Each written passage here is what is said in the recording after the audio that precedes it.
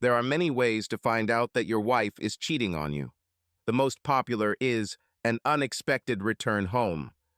Then comes the time-tested, a friend suggested it. And of course, the classic one, I accidentally overheard a conversation. What about me? Informed the Washington Post. It may seem strange, but not everyone is married to a woman who sleeps with a U.S. senator. Personally, I work in private intelligence. We do the same thing as alphabet agencies, but it pays 10 times better. I started out as the 35th Lima in the 704th Military Intelligence Brigade at Fort Meade. Military intelligence may sound like an oxymoron, but our unit was located on the same base as the NSA, so I was involved in serious technological developments. I was only 23 years old, fresh out of Carnegie Mellon and Class 97 Bravo at Fort Huachuca. Naturally, I was full of myself. I had a badge that said Special Agent, but in reality, I was just an rock nerd from the small town of Madison, Wisconsin. Madison may be the capital of the state, and there may be a large university there. But you don't have to travel far from the city to find yourself knee-deep in cow dung. So the culture of the Capital District was both a rich target and a little overwhelming for a guy from Wisconsin. I was friends with another recruit. His name was Art. We both loved to drink and party, and there was plenty of that in the college ghettos around the University of Maryland.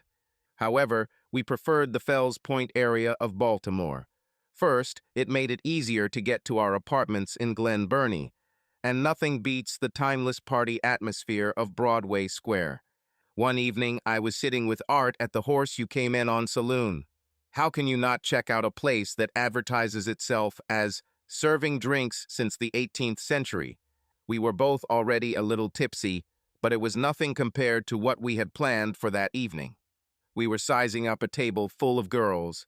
There's nothing like a group of visibly drunk girls to attract predators, and the wolves began to gather. As I watched several women drawn in dance, it was clear that everyone was in their happy place, until one of the obviously drunk guys decided to drag out a girl who clearly didn't want to dance. When the fight started, I nodded to Art as a sign of, I can handle it, and headed towards the table. In the calmest tone I could muster, I said, "You need to leave, sir." I showed him the badge I was holding in my left hand. I wanted to push him to reason. He looked at him vaguely and mumbled, "But she hit me, officer." I continued in the same policeman tone, "No harm, no complaints, sir. You've all had too much to drink. You and your friends had better find somewhere else to party." He looked at his company. They shrugged and headed towards the door, and he followed them, swaying. Fortunately, none of them noticed that the badge was issued to an Army counterintelligence agent and not to a Baltimore police officer. I had the power to arrest him if he were involved in treason, but at the horse bar, it was just a piece of tin. The woman still looked shocked. Physical confrontation has this effect on people. I sat down in the empty chair next to her and asked, "Are you okay? Is there anything I can do to help?" This was the first time I really looked at her. I understood why the student was so persistent in trying to pull her out. Women like to think that men pay attention to qualities that they can control like clothes, hair, and makeup. This is true if there is nothing more attractive internally. But let me assure you, ladies, a huge pair of perfectly formed breasts is ace when it comes to getting a guy's attention. And this woman had a pair that, even under a modest white silk blouse, could cause a civil riot in some countries.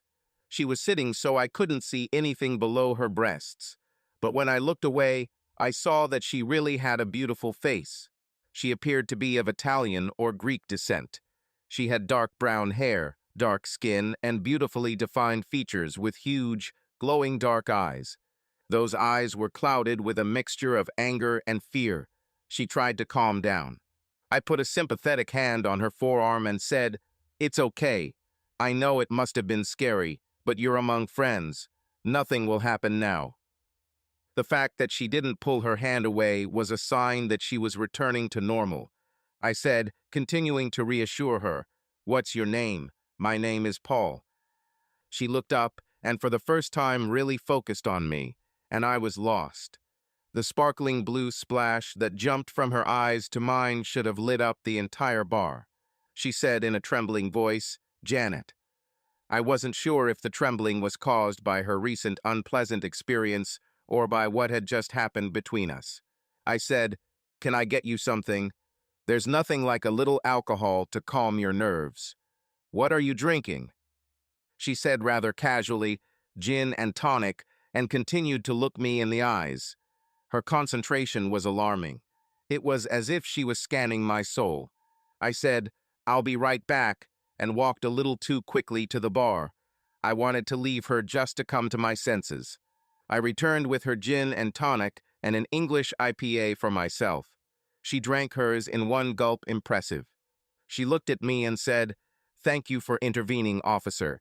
He scared me, but I don't let anyone treat me like that." And she looked at her incredible breasts. I said, "First of all, I'm not a cop. I have no more authority than you. The badge is a federal agent. I'm in the Army at Fort Meade." I really thought she could guess who I was from my cropped appearance. I said, "I just showed it to make him do what he should have done himself. Authority makes the brain work again, even in drunkards." She said, "So you just single-handedly came to my aid. How can I thank you?" It was an open invitation if I've ever seen one. I said, "You can have dinner with me tomorrow, unless you're busy, of course. Otherwise, a sincere handshake and a kiss on the cheek will do." She kissed me on the cheek and said, "See you tomorrow at 6 p.m. I need to get back to my girlfriend's, but here's my address." And she wrote something on the back of the business card. I turned it over and it said, "Janet A. Wilson, J.D." I thought, damn, lawyer. However, I pressed her call at exactly 18 the next evening. She lived in a classic single-girl condominium in Bethesda. All I heard was a lot of barking and the sound of someone pushing the dog away from the door. Then she opened it, and all my doubts about her profession evaporated like the morning dew. There was too much alcohol and general chaos last night for me to get a good look at it. Now the goddess Venus herself stood in front of me in tight jeans and a loose sweater.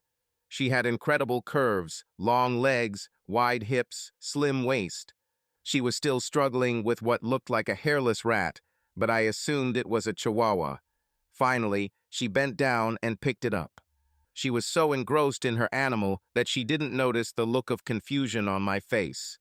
It is a constant process of rebalancing in a solo environment where everyone is looking for their place in the social hierarchy, and I wasn't sure I was in her league. But she looked at me so hotly that I was sure my socks were about to catch fire and said, "Sorry about that. Chiquita thinks she has to protect me from everyone." The rat showed me its teeth and let out a low warning growl. I said, "No problem. I love dogs." What I didn't add was that my dog is a 100-pound Shar Papet Bulab mix named Buster. She threw her animal back into the room and closed the door. She then walked out into the hallway and took my arm in that way that women use to show that you are with them. She said, "Where are we going?" I replied, "I was thinking we could try Blue Duck.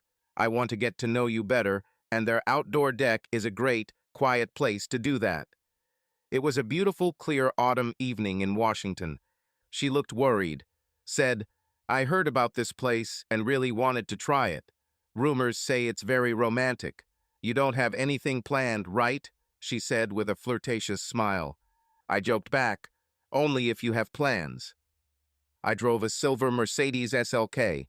Like all good German guys, I love high-quality technology, and no one does it better than my compatriots.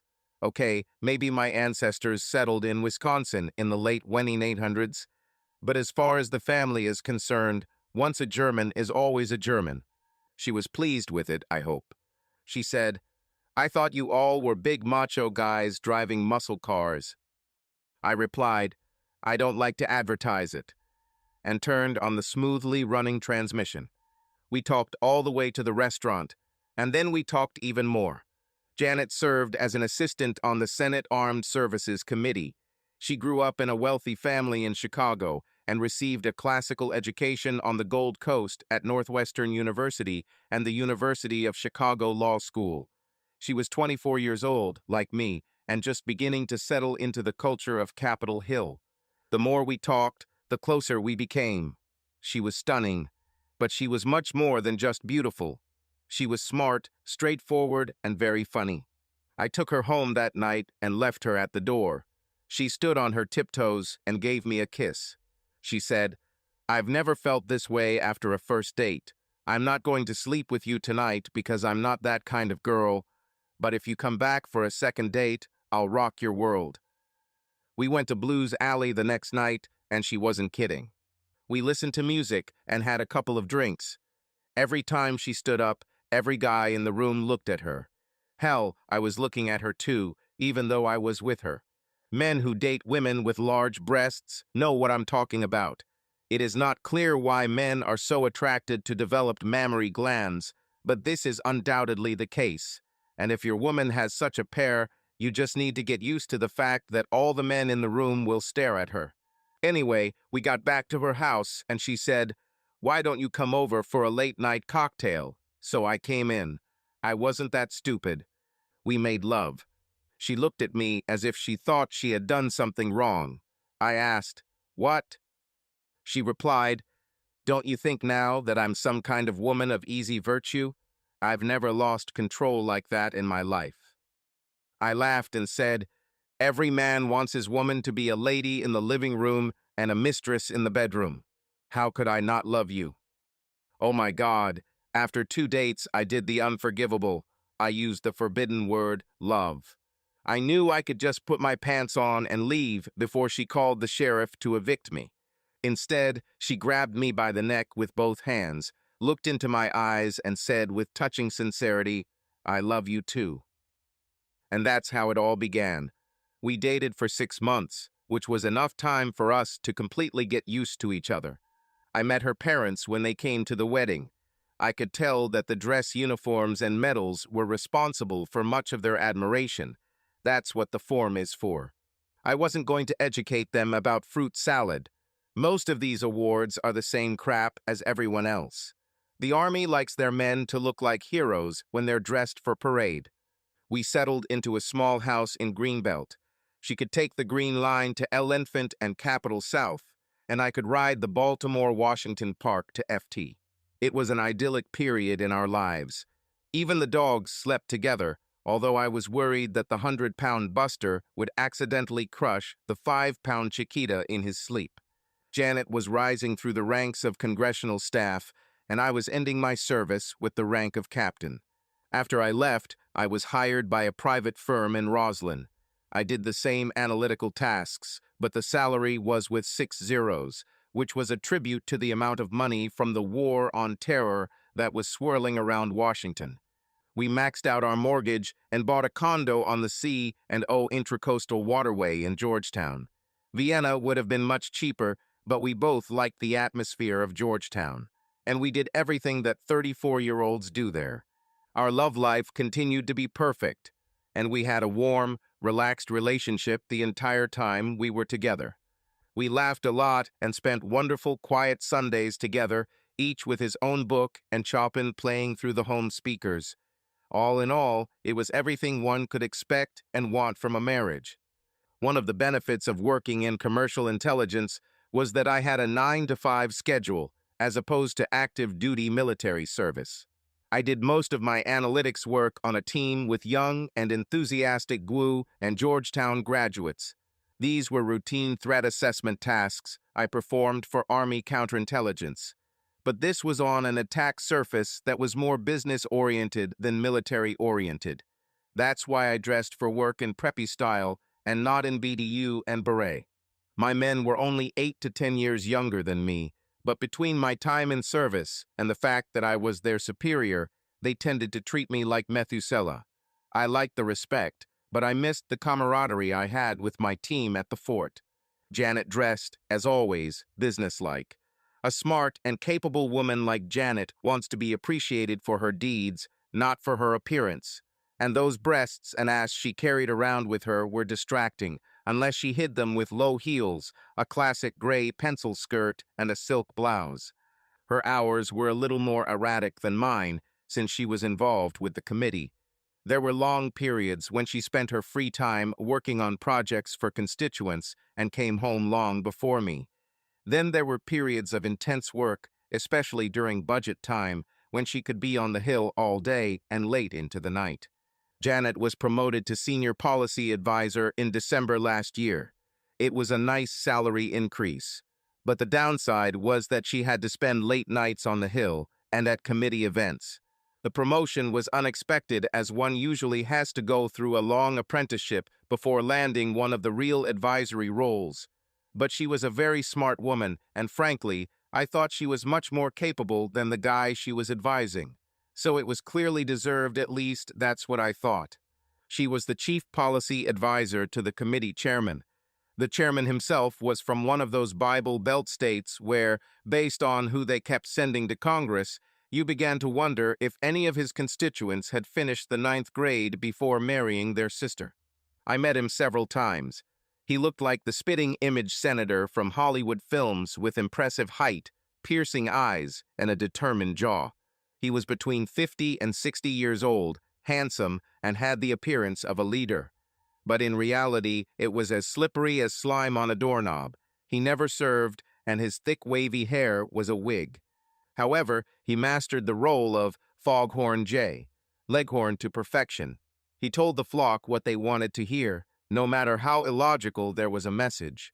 It was a delightfully cynical approach to political reality. But the people voting for him were still like cattle. My own opinion of him was that he was a complete narcissist with a personal integrity of a used car salesman. In his opinion, everything was for sale. But he served 3 terms in the Senate, and the seniority system gave him the opportunity to prove so far that power corrupts. His blonde wife was as elegant and sophisticated as her husband was a typical hillbilly. She obviously came from more money and more influence in their state, which is what put her husband in the Senate in the first place. She looked like 2 peas in a pod, like the aging Grace Kelly, blonde, slender, and majestic, while his 4 children were older, from 19 to 25 years old. All of them studied in schools of another state, which spoke about the senator's opinion about the educational system of his state. Janet said that this truly dubious example of American democracy was actually a down-to-earth, good guy in private life. Personally, I didn't trust that my taxes were in good hands, and I didn't like the smirk he gave me when we first met. I was aware that he was significantly higher than me in the hierarchy, but it was family money that put him there, not his innate intelligence and hard work. As a senior staff member, Janet was expected to attend committee-related events. I would go with her if necessary, especially if it was a social event. But when she worked, she walked alone. Obviously, she always had to dress for the occasion. I was sitting in our office when she appeared at the door to say goodbye. She was going to the Kennedy Center for some event where someone was being honored. They're always giving each other awards, so it's hard to keep track of everything. She wore a simple deep blue Versace dress. The effect was stunning. The dress showed off enough of her huge breasts on top and her stunning legs below to be sexy without seeming too provocative. With her perfectly made-up face and body underneath that dress, I knew she would have all the old men in the palm of her hand. She was clearly thoughtful. I asked, "What happened?" She replied, "Oh, nothing." Then she said with emotion in her voice, "Have you ever thought about just leaving everything and going to live on the beach?" Where did this come from? She's clearly been under stress these past few months. But with the new fiscal year and all the battles over appropriations, September was a tough time on the Hill. I thought to myself, perhaps she's just tired of all these hidden shenanigans. I said, "No, I didn't really think so. But my job is far from that stressful like yours. We should discuss this. Maybe it's time to think about starting to sell your services on Key Street." She looked at me gloomily and said, "Maybe so. But giving up power is difficult. It is intoxicating." Then she suddenly perked up and said, "Let's go down to the Point Lookout next weekend. Just you and me and nature. And she gave me one of her patented hot looks. I knew what it meant. We sailed on the sea and C-40, and we spent some of our most romantic weekends anchored in Piscataway Creek near Fort Washington. We enjoyed the silence of nature and made the boat rock from time to time. We would then end the weekend with a nice dinner in National Harbor or Old Town Alexandria. I said, "Of course, honey. We need to get away from all this madness and get back to just you and me like the old days, before you became a power broker on Capitol Hill." I stood up and walked over to kiss her goodbye. She looked sad, but she looked at me with absolute devotion. She turned and walked towards the door in her 4-inch stilettos, leaving a trail of her special perfume. This smell evokes incredible desire in the male half of humanity. She looked around and said happily, "I'll probably spend the night at the Watergate. There's a party there, and I don't want to go home after drinking." This was not unusual. This had been her usual routine ever since she took up the high position. So I joked, "I'll be safe and sound here, and call girls for me tonight, I promise." She looked at me as if she wasn't sure I was joking, so I gave her a big smile and said, "Just kidding." She smiled back and closed the door. She actually didn't return until late on Sunday evening. In the morning she called and said that she had a lot of work to do in the Russell building and that she would be busy all day with paperwork. With nothing better to do, I spent the day at the marina doing all the maintenance that needs to be done to keep a boat in shape. As the old saying goes, if you want to understand sailing, stand in a cold shower and tear up $50 bills. However, it was a completely peaceful and enjoyable day. I took a nap, ate on the boat, and returned home. Janet arrived less than half an hour after me. She immediately went upstairs to dump her things and change clothes. She took a small bag with her when she left. I was waiting for her with a fresh gin and tonic when she reappeared. She was wearing tight yoga pants and an oversized, loose University of Chicago sweatshirt. Her hair was pulled back and she looked tired. She sat down next to me on the large corner sofa and nestled under my arm. She said, "I'm really tired of all this stress. Once the enabling legislation for this year is passed, I'll take some time off and we can get things back on track. I know I've been too busy lately and I apologize for that. I was selfish. I promise it will change." Then she kissed me. I suggested that we make love to her, but she said, "Not today, honey. I'm too tired for it to be enjoyable. But get ready for tomorrow. I won't go to the office. I'll be relaxing here all day, so I'll be rested and ready to kick your ass." With that, she finished her drink and headed upstairs. I sat for some time, thinking about her words. She's been really busy lately and has been spending more time away from home than usual. This seemed to coincide with her promotion, and I wondered if she was considering my suggestion that it was time to move into the lobbying industry. There's really a lot of money there. She sounded sincere in her desire to restore our relationship. There was no doubt about it. So perhaps she decided it was time for another big step. It was a child. We put it off until we got our careers established. But at 34, almost 35, she wasn't getting any younger. She was still sleeping when I left for work the next day. She looked both innocent and incredibly sexy, with her tousled hair framing her angelic face. I grabbed my usual breakfast from Starbucks next to Rosslyn Tube Station. This is where the blue shuttle from Georgetown stops. Then I headed to work, feeling more alert than I had in a long time. It was a beautiful autumn day, and the entire city of Washington, D.C., sparkled outside my sixth-floor office window. I felt especially uplifted. It seemed as if Janet and I might be entering a new phase in the twisting turns of our lives. There was a knock on the door, and Kari, my assistant and essentially my right-hand woman for the past 3 years, poked her head into the room. Kari graduated from Georgetown and had been my indispensable assistant for 3 years. I mentored her the first year, but the last 2 years she showed that she could surpass me in analytics. She was smart, funny, and always full of life. Her technical skills were second to none. She and Janet were similar in many ways, smart, beautiful, energetic, and strong. But while Janet had a curvaceous body, Kari was elf-like if you imagine elves actually have big breasts. Kari had short blonde hair that seemed to be natural, and the largest green eyes seen outside of the cat family. She was only 1 meter and 50 centimeters tall, so she looked like Tinker Bell without the wings and the provocative costume. She had a strong, round, flexible body, and she could weigh only 50 kilograms with a wet head. The irony was that somewhere in the process of creating Kari, one of her celestial designers decided it would be funny to attach large breasts to her small frame. I'm guessing this was done to see if she could stand up straight without falling on her face. The result of this experiment was that my workmate also had a wonderful pair of breasts. I say this with the greatest respect, because the only sexual feelings I had for Kari were in theory. I admitted that she was a beauty, but this recognition did not go beyond a general idea of how attractive she was. She seemed to have an active sex life. I knew this because she told me about her adventures. She did this without going into detail, and this was the way close work friends usually communicate. Of course, such conversations usually only occur between residents of a men's club. Of course, Kari looked more like a guy than a girl.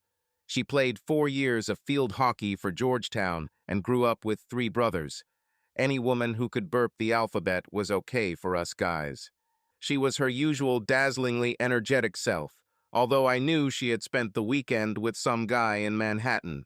She said cheerfully, "There's someone here who wants to talk to you. He doesn't say who he is. Do you want me to let him in, or should I throw him off the roof?"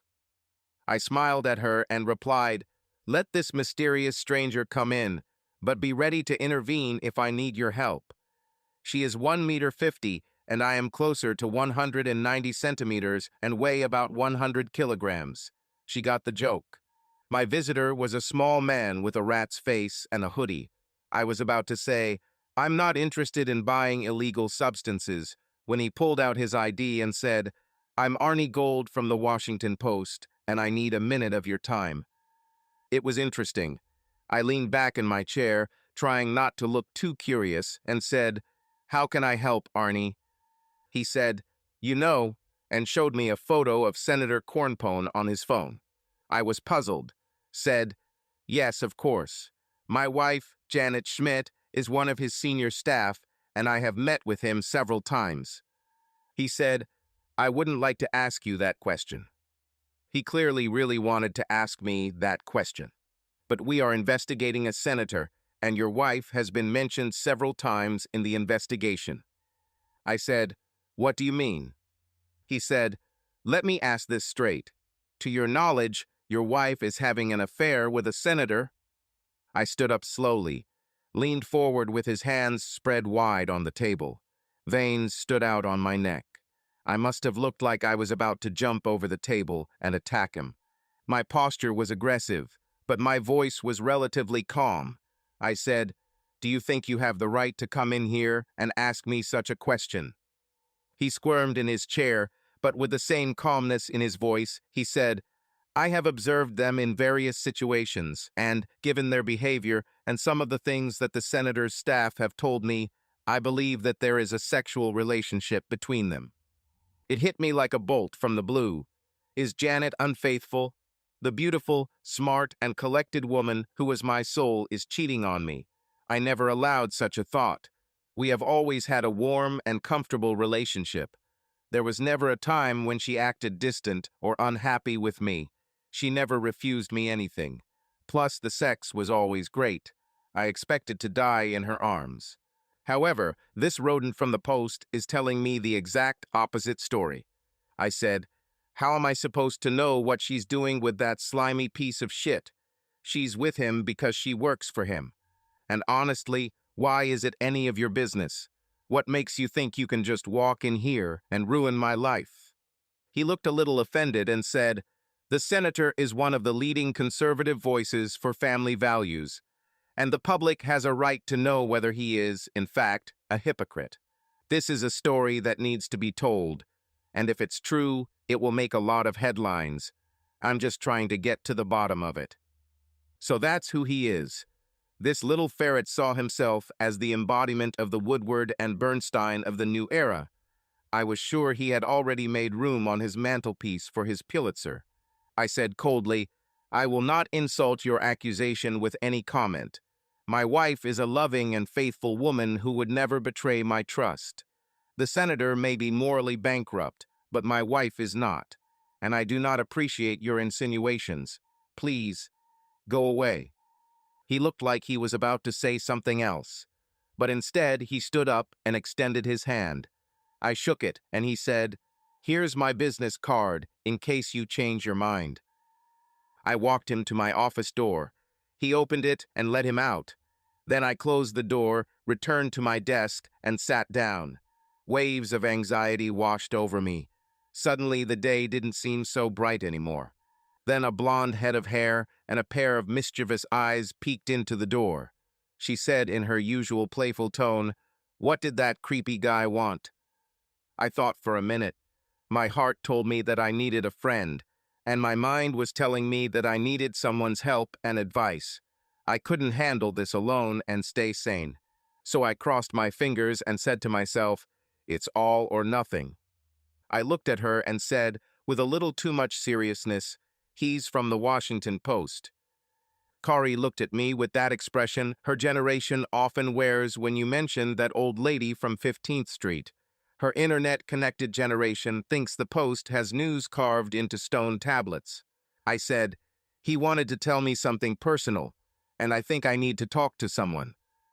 She jumped up on the chair in front of me, looking as interested as a Jack Russell Terrier waiting for someone to throw a ball.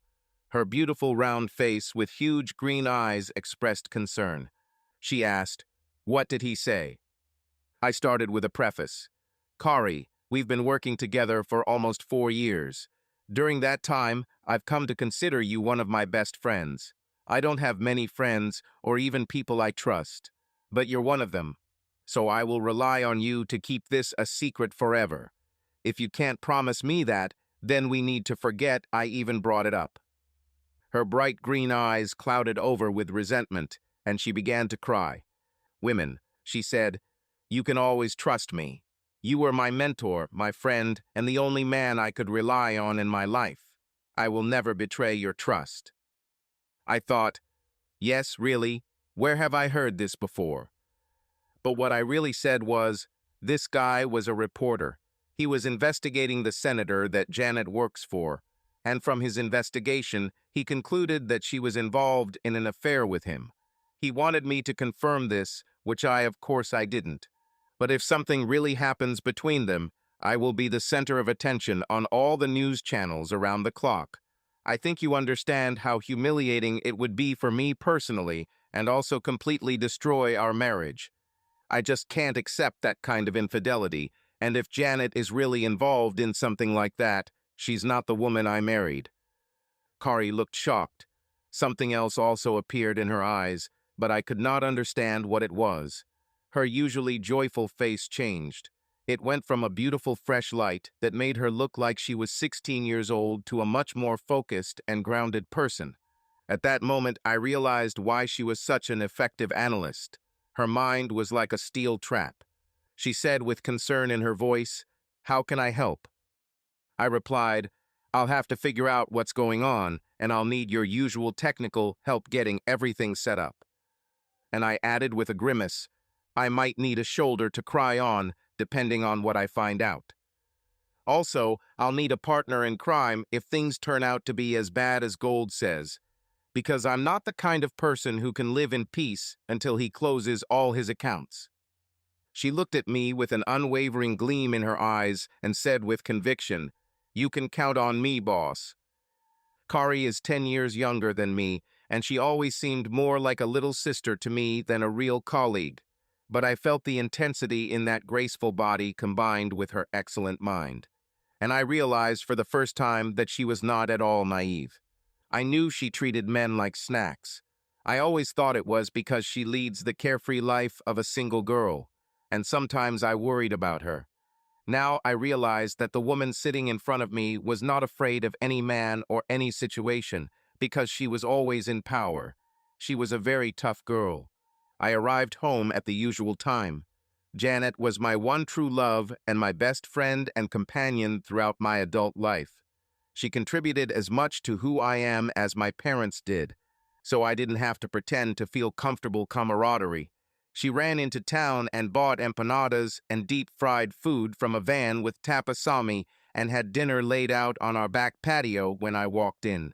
She tied her brown hair into a ponytail, and she was wearing jeans and a Northwestern University football team t-shirt. The t-shirt was hanging behind him with a round, delicious ass. She looked like the hottest sorority girl. She handed me the beer and said cheerfully, "So, how's the war on terror going?" I replied, "Same old story. The villains have to get up very early to do something against me. How are things on the hill?" I thought I saw a shadow pass across her face. She said with an unusual amount of cynicism in her voice, "Oh, just great." What was it all about? We ate and talked as usual. It was such an ordinary evening that the problem I was struggling with temporarily moved to the back of my mind. Finally, she said with lust in her voice, "Didn't you promise to take care of me?"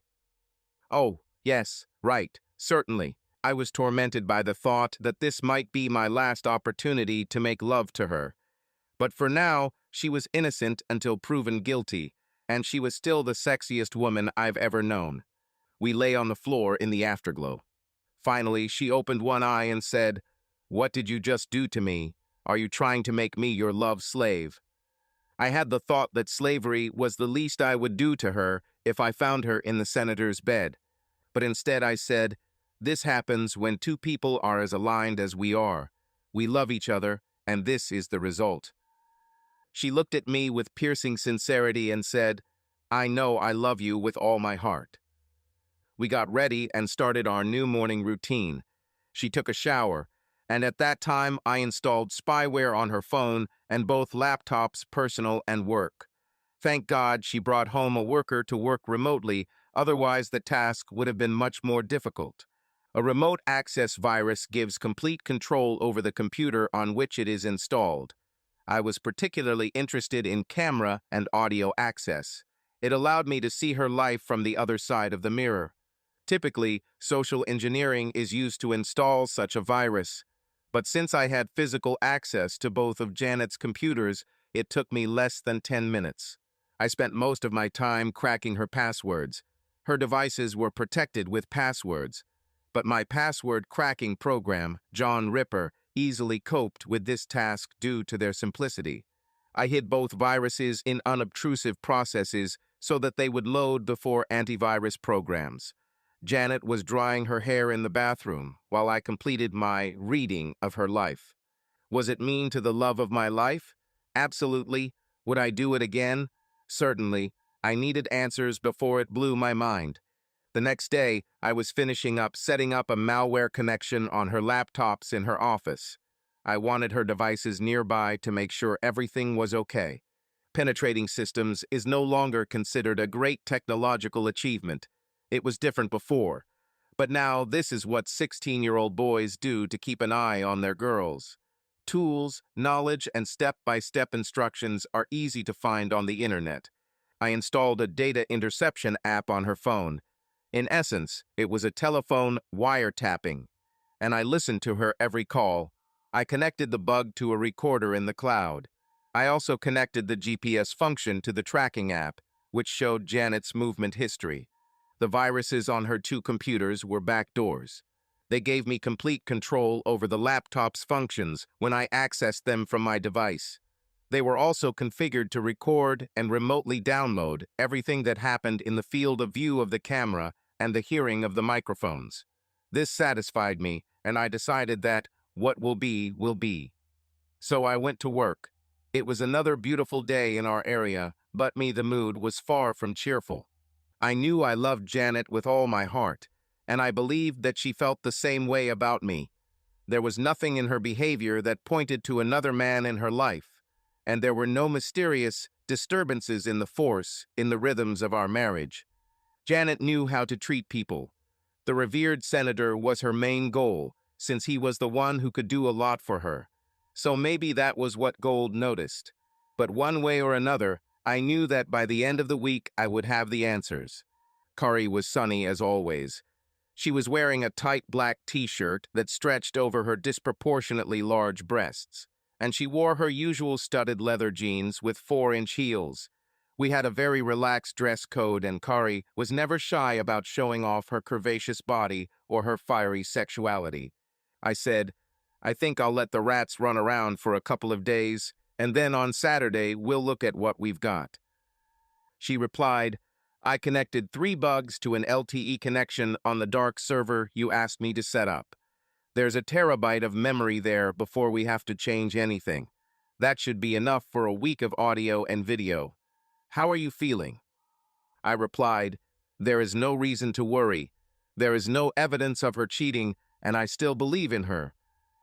Kari looked at me with that look she reserves for the hopelessly naive and said, "Something will happen.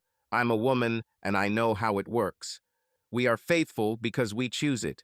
You can't chain us to the wall, so the girl will do what she wants. Our choice may be due to our moral or religious beliefs or a simple sense of personal honor, but it is our decision and only ours. Men will sleep with anyone, but for a woman, cheating is a much more conscious decision. The motive may be nothing more than irritation or boredom, but we always do it for a reason. That's why women tend to sleep with bosses or with richer people or with more physically dominant men. It gives them something they don't already have. Of course, there are hopeless women of easy virtue, but most of us do not cheat on purpose, and there would be less betrayal if the male world were not so stubbornly aggressive.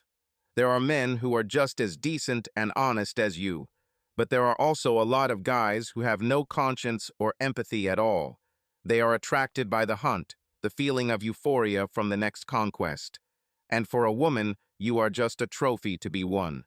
When one of these guys targets you, he will do anything to win. They show you who they want to appear to be, but in reality, they are never who they say they are. And they don't treat you like a human being with feelings that can be hurt and dignity that can be violated. They are only interested in one thing: to put your victory in their personal standings. The problem with women is that we have unrealistic self-image. We are taught to always be perfect. So when we fail, no matter the reason, we tend to just accept the situation. It's like we have to keep sleeping with Prince Charming, even though he turns out to be a real toad, because we can never turn back time. This is our atonement for the crime of the trait. Then she looked at me awkwardly and said, "You know, I've been in this situation myself a couple of times, and I bet your wife has found herself in the exact same situation." At the level of my base instinct, I knew Thackeray rights, but I was still in denial. So I said, "We'll see. Maybe I believe in Santa Claus and the Easter Bunny, but I'm just not ready to accept that my marriage is over, and rest assured, it's finished if what Kari said is true." The next few days were difficult. Much of the difficulty stemmed from the fact that I was probably writing the end of my own story. Another part of the problem was that Janet became particularly affectionate, which made me feel extremely mean. I got the impression that she had come to some kind of epiphany. She's never been unkind or disrespectful, but she's been working hard for the last 4 or 5 months. Now it seemed like she was trying to spend more time with me. I would never have noticed this change in her behavior if Mr. Gold had not come to me. But looking back, her actions looked very remorseful. I tried to live as usual. I went to work and returned home as always. We spent time together, joked as always, and that week we made love again. I had no idea what to do. I wanted to take a look at the data before deciding on next steps. But even the most superficial viewing of the video would take several hours. So I decided to put off Armageddon until Saturday morning. On Saturday, I got up much earlier than Janet and left her a note saying there was an emergency at work. When I arrived at work with my usual Starbucks venti and a bagel, there were a lot of people in the office. Kari was not among them. She returned to Manhattan. She told me she was going to show up on Monday morning. She seemed to consider this guy more serious than the usual dating partners. I waved to a few colleagues as I walked into my private office, and activated the electronic lock. I do sensitive work, So my office walls are protected with a simplified version of Tempest shielding, and my workstation is very secure. Kari connected the old .mil site on the dark web as our forwarding point to the cloud. So if anyone found my rats, they would lead to a place that hasn't been used since President Reagan was president. I looked at what we had collected over the past 4 days and found that we were almost at our storage limit. There were over 100 calls and emails and hours of rat footage on my work laptop. There was less video from her personal laptop, as she seemed to only use it after work. I quickly watched the video. By 10:30 a.m., I already knew the whole terrible truth. She definitely cheated on me. It was terrible. They seemed to limit their dates to her office, which was a much less public place than his. Yesterday, I finally got a great video of both of them, exactly what I needed. It was filmed on her personal laptop. She was working on it at a table next to her desk when the call came, and it was directed to the entire room. She walked over to her desk to pick up the phone. Her work laptop recorded her sitting in an office chair and gave her a landline phone. From the conversation, I realized that the congressman was calling from his office to see if she was available. The timestamp was last night at 8:13. She was sitting at her desk doing something, and at 8:37 the scumbag senator showed up at her door. He entered and locked the door. He said, "Everyone has gone home. You let them go, right?" She sat directly in front of the laptop and answered with some sadness, "I sent them all home, just like you asked." He said, "Great, then let's get started. Romantic guy, isn't he?" After sex, he left. Then she started crying. I have never heard such heart-wrenching sobs from a person in my life. Last night, she came home while I was already asleep, but I went to bed early. I was glad it turned out that way. I turned off the video and just sat there, staring into space. My thoughts were blank, and I felt nauseous. The pain was almost unbearable. The pain continued to come in wave after wave. I knew with absolute certainty that emptiness had become my new reality. I kept telling myself that I was strong enough to handle this, but my thoughts were a black void. The impact of it just overwhelmed me, and I lowered my head to the table and cried for the first time in 30 years. It was fucking humiliating, but thanks to the shielding, no one saw or heard me. After a couple of minutes, my self-esteem took over. I needed to pull myself together, calm down, and take some action. I stopped crying, went to the private bathroom, and poured water on my face. I wiped my face, looked into my red eyes, and said, "You're alone now, soldier, so pull yourself together and stop being such a weakling." After I witnessed what happened, I knew I couldn't stay married to Janet. But this thought blew a hole in my previously complacent outlook on life. Everyone should have at least some confidence. Mine was built around my marriage and hers. It may have been stupid to put all my eggs in one basket, but I chose this path. Now I realize how mortal I truly am. And it was a terrible performance. Nothing was certain for me now except death and the burning hatred I had for Senator Jubal Early Simpson. I knew it was time to close that door and move on to the next phase of my life without Janet. The vista I was walking into was as desolate and lifeless as a desert, but I felt that I could retain at least some part of my sanity if I controlled my hatred. I was still in a state of shock. All I could think about was getting alone and thinking. As I walked down to the car, I had a completely inappropriate thought. Thank God I decided to drive instead of taking the blue bus. I couldn't face her now.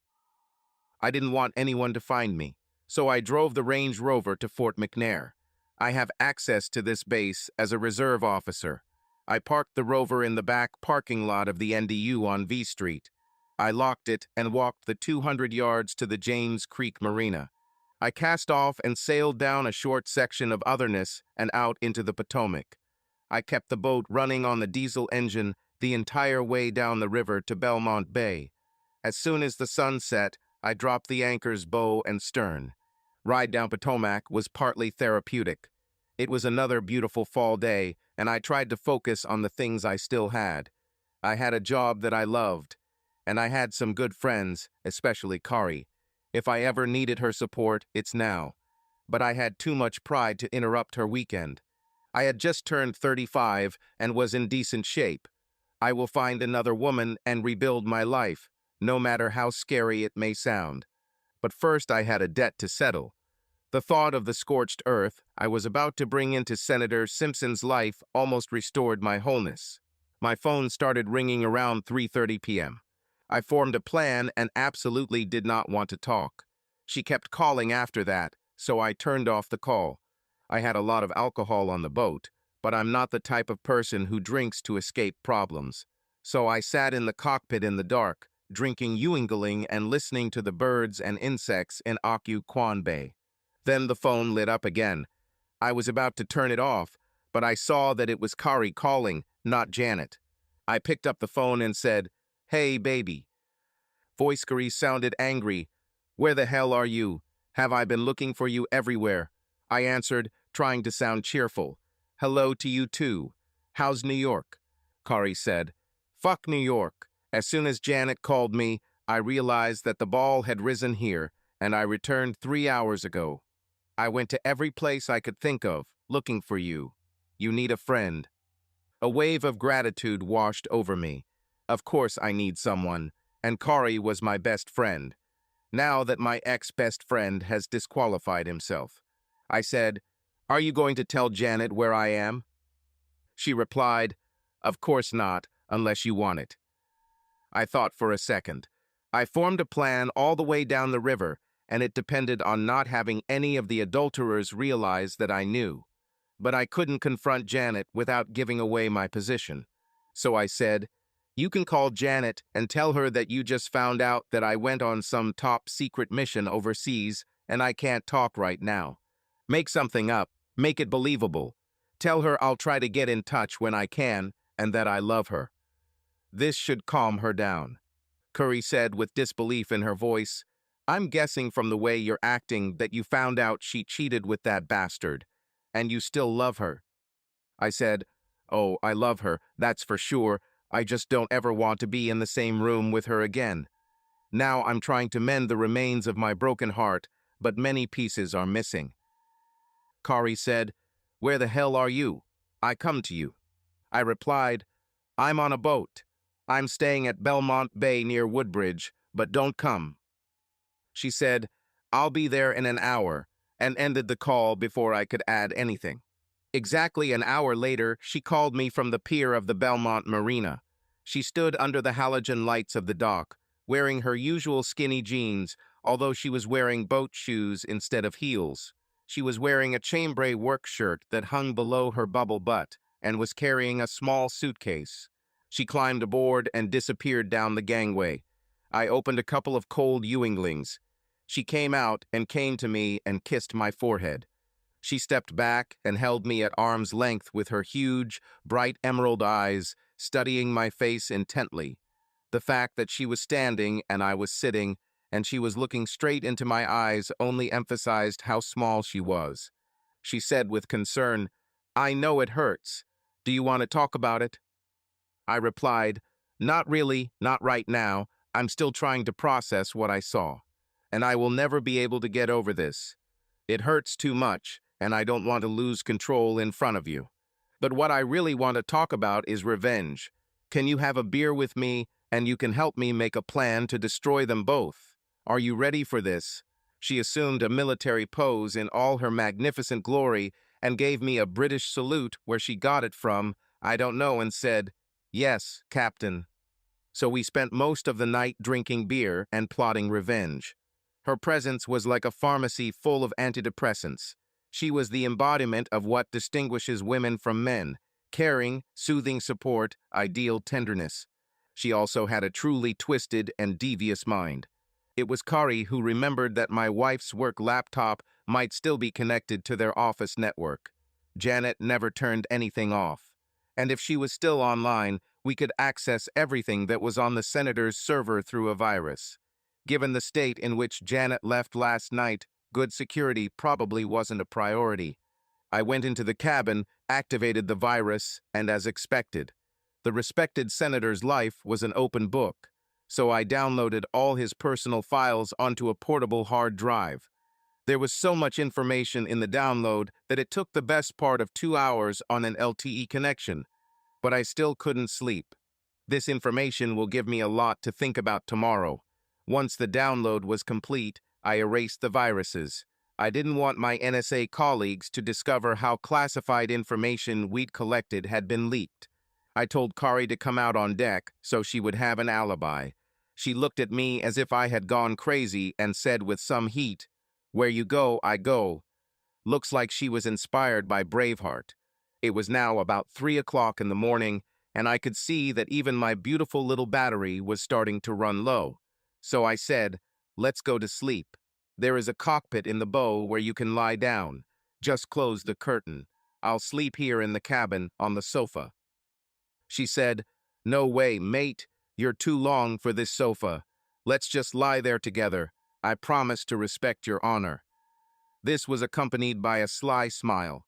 I said, "Seriously, my hot little friend, it will be forever before I can touch another woman again." For a moment, she looked almost offended.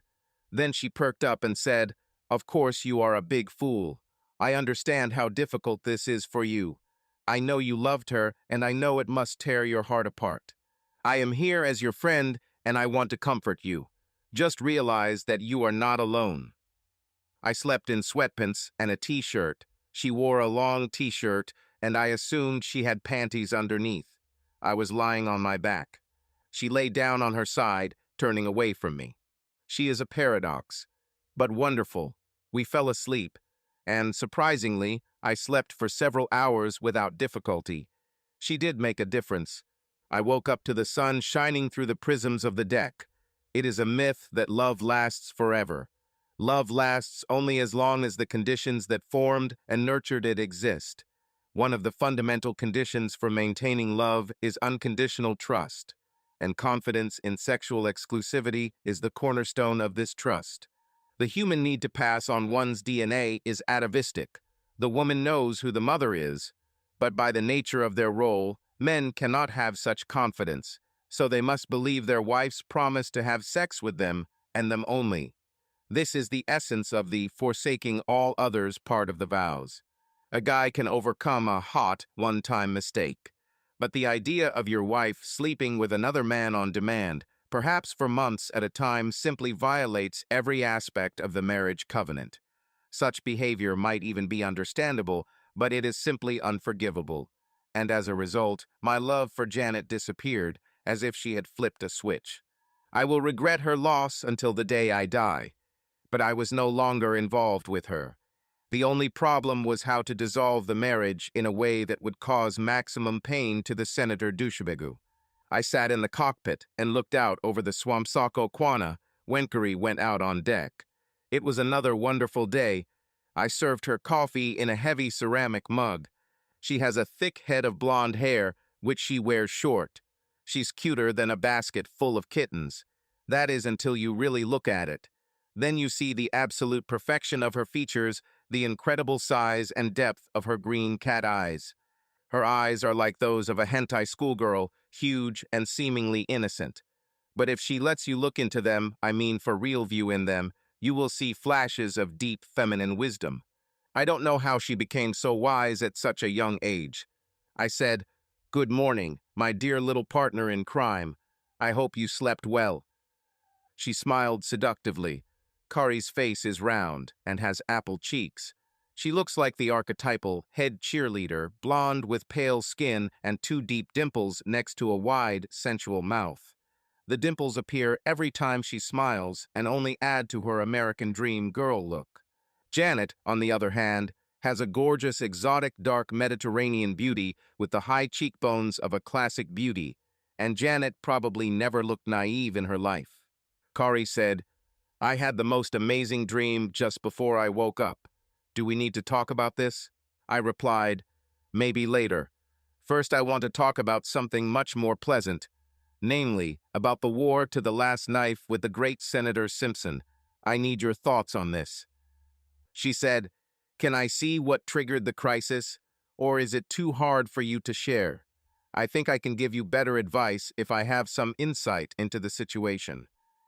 I know her terminology sounded funny, but when Kari was focused on a task, she tended to sound like a top-notch intelligence analyst. I said, "This is set up on the laptop in the cabin, but these are pretty tough things. It kills me to see this, but I know these videos present a lot of potential harm to the participants. The only question is how to use it." She left the cabin after 45 minutes. She cried. She just stood there, wringing her hands and looking at me. She said, "I'm so sorry, Paul. It must have been terrible." She then added, "I feel even more sorry for Janet." What is this? I thought that after Kari saw Janet's behavior, she would want to help me put wood on the fire. She said, "I don't know why your wife is sleeping with that idiot, but it's obvious that it's killing her. As a woman, I can testify that she is not doing this voluntarily." I said with disgust, "We watched the same video." Kari looked at me angrily and said, "Grow up." This was the first time she had ever addressed me in anything other than respectful terms. She said, "Your wife has been broken by this guy. She does what she's told even though she doesn't like it, and she clearly doesn't like him. I don't know how it happened or what power he had over her, but she was no more willing to do what I saw than a prostitute with a client. She just did it. I'm not saying this to get you two back together or even to get you to forgive her. I'm just giving you a situational report, and I'm telling you that the real villain here is her boss." I said, "Well, I agree with you on this, and I have a couple of ideas. But I'll have to get to a quiet place with stronger Wi-Fi. Did Janet believe the secret agent story?" Kari laughed and said, "She bought it even though she didn't like it. She said you'll have a lot to explain when you get back. Honestly, I think she thought you were off to your pranks." I said, "So no one will be looking for me on Monday, right?" She said, "At least no one is official." I said, "I'm going to drop you off at the marina. Your car is there, right? Then you can go home today and be at work tomorrow fresh and blinking."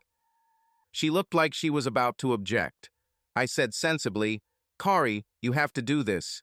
I don't want any changes in the routine, and if we both go missing, it might raise suspicions.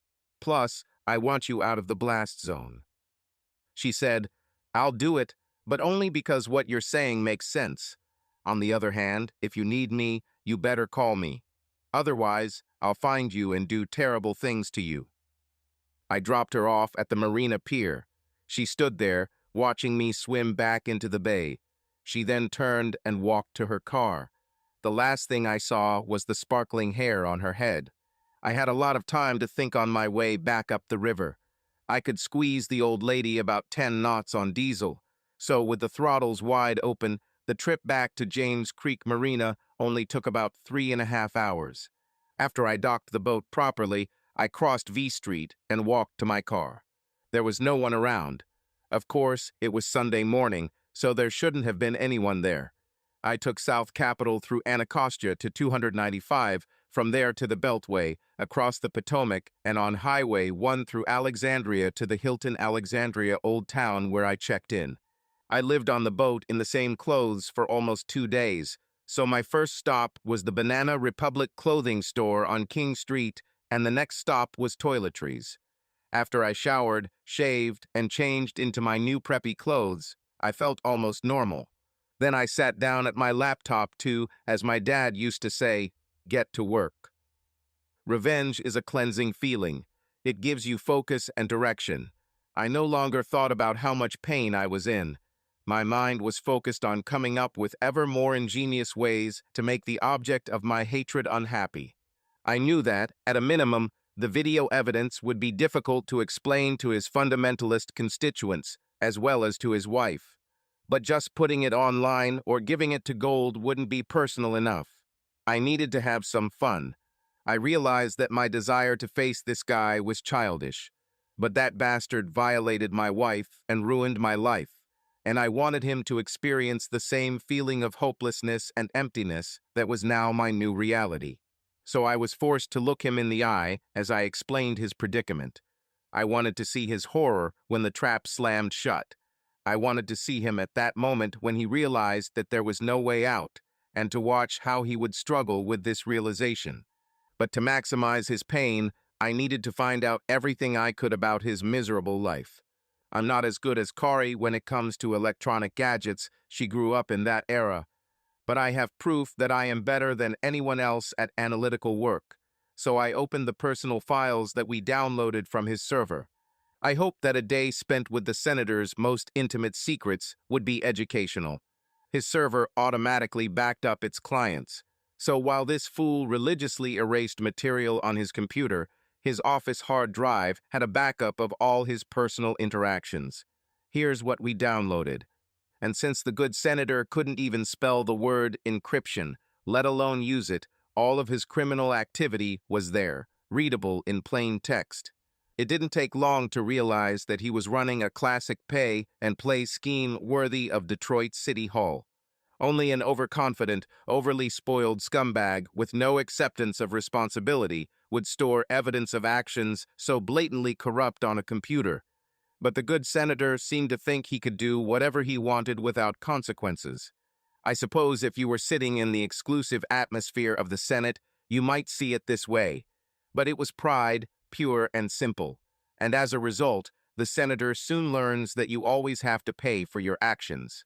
I am small, insignificant David, and the senatoric head probably thought he was an invincible Goliath, especially with the power and majesty of the entire federal government behind him. But the virtual world is changing the rules of the game. And in this world, the right person with the right technology can bring down anyone. By evening, I had compiled a summary for Gold so he could follow along. These revelations may actually have won him a Pulitzer Prize. The dossier contained details of names, times, services rendered, and amounts. Account numbers and access details to places where the good senator hid his loot were also provided. Along with this undeniable evidence of corruption, I also included a breathtaking high-definition video of the senator and a woman whose face was blurred out. Recording bribes was a criminal act. This evidence could ultimately send the senator to prison. But there's nothing like a hot scandal to immediately attract the attention of vultures. And the Post did not need independent confirmation to publish the graphic video I provided. I put it all on 2 flash drives and placed them in an envelope. I'll give it to Gold tomorrow. But first, I really wanted to see the asshole senator squirm. Kari believed that he was the architect of Janet's downfall, so I wanted him to experience, at least for a short time, what it was like to live in emotional hell. He was constantly surrounded by personal guards and hangers-on, so I needed to lure him out of hiding. The best way to do this is to offer him a deal he couldn't refuse. I assumed that he would not want witnesses when we discussed such a politically toxic topic as his relationship with my wife. So I sent a short clip of the exciting climax of their little date, this time with Janet's face bare, to his personal email address. I was pretty sure this discovery would disrupt his breakfast the next morning, and I was hoping that Janet might be the one looking at his messages. This would give me a double advantage. Of course, I didn't want to involve my friends from Fort Meade, so I sent the message using the Tor browser package. I've jumped through enough knots that the senator's boys are trying to figure out how the Bratva got involved. To reinforce this misconception, I included a message in poor English. Sir, you are behaving very badly. We need to talk now. Please come to the National Mall on Monday at 2 p.m. Sit closer to the Lincoln Memorial. Do not bring with you the police, bad boy. I was ready to turn off the light when I felt the urge to call Kari. I wanted to hear her voice. The phone kept ringing, and I was ready to hang up when she answered. She sounded out of breath. I said, "Oh my God, did I bother you?" She replied, "It's okay. I'm glad you called. Are you okay?" I said, "I'm really sorry I called so late. But can we meet tomorrow at 11 at the King Street subway station in Alexandria? I'll tell you about some new developments. Now go back to who or what you were doing." She laughed and said, "He's worth the wait." I laughed when I hung up. I thought, what a woman. I fell asleep feeling better. I was going to destroy this bastard. But first I was going to watch him squirm. Janet was also expecting the same kind of bad news, and for some reason this made me sad. Her betrayal created two realities for me. I wanted to punish her, but I also had all the residual feelings of a loving connection that we had accumulated over the past 10 years. These memories are tucked neatly into another part of my psyche, relatively untouched by my current pain. I was pretty sure Janet never meant to hurt me, but that didn't change the fact that I was left alone and destitute thanks to her actions. Tomorrow I was going to settle my score with the shitty senator, and that kept me going. I knew that once this was done and my divorce from Janet was settled, and it would certainly be painful, I was in for a pretty desolate life. I was waiting for Kari at the subway exit. I tried to convince myself that I needed her help, but I couldn't fool myself. I just needed her. She became much more than my partner in crime and comrade in combat. She was a security blanket, the only person I knew I could trust and rely on. She got off the Blue Line train at exactly 11:00. I stood on the other side of the turnstiles as she passed, looking around for me. She was wearing her usual skinny jeans and heels, but instead of a t-shirt, she was wearing a V-neck sweater that revealed quite a bit of her cleavage, making her look older by a change. She looked worried. Then, when she saw me, her face lit up, and she quickly walked towards me, jumping up and down as she went. She seemed calm, collected, intelligent, and in complete control of the situation. I said, "I'm really sorry that I interrupted your fun last night. I should have been more mindful of timing. I just started taking action, and I need your help. I know I told you to stay away, but I can't do this alone." She said cheerfully, "It was just a little sporty sex. How are things going with the senator operation?" I said, "Can you take the rest of the day off?" She said flirtatiously, "You are my boss. May I?" I said, "Call and say you're tracking something and will be at work tomorrow. I don't want my disappearance to be connected in any way with yours." She said, "Got it," and called. We crossed Diagonal Road next to the station and went into Joe Theismann. Lunchtime was just starting, so we immediately got a table. I told her what I had discovered. She said, "What an idiot. If you're going to break something, at least keep the evidence under lock and key, like they did during Mayor Dolly's time. Don't just put them on display so anyone can access them." I said, "It's obvious to someone of your generation. But remember that this guy is old and not the wittiest. Plus, he's not afraid of evil because he's the evilest bastard in the valley." She smiled. Her face is infectious. I had to remind myself that Kari was taboo, at least until I sorted out my marriage.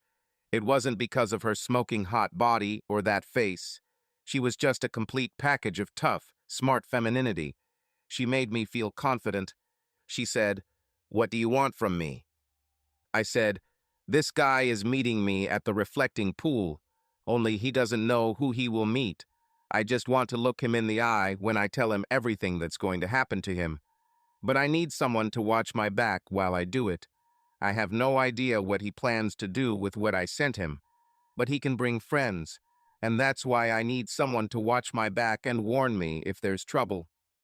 We spent the rest of the lunch hour carefully planning our plan and then went our separate ways. I didn't want to risk putting her in danger. The senator arrived at 2:05 p.m. and sat on a decorative wall next to the reflecting pool on the side of the Lincoln Memorial. He looked very uneasy. In fact, he looked scared great. I thought I'd let it sit for a bit. Kari sat with her back to the marble baluster on the second set of steps to the memorial. She set up the camera on a tripod in front of her. She took photographs of the National Mall through a 300mm lens, but she was actually using a telephoto lens to scan for problems. There was an open connection between my mobile phone, which was in my shirt pocket, and hers. She should have warned me if she noticed something. He sat on the part of the wall facing down the reflecting pool towards the Capitol. There were a few tourists in the area, but no one was close enough to overhear. I was standing on the grass behind him when I said, "Good afternoon, Senator Simpson.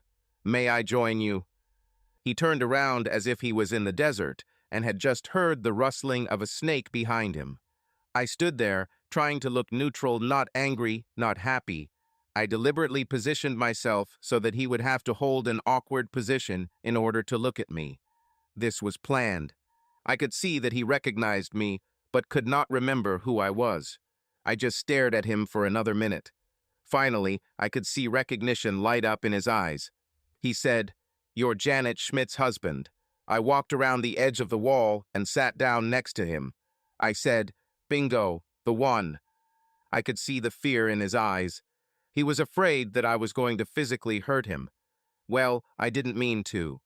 What I had planned would be a much more lasting and satisfying torment than a quick hit. Politics is all about image, and thanks to me, his journey from the penthouse to the outdoor toilet will be via an express elevator.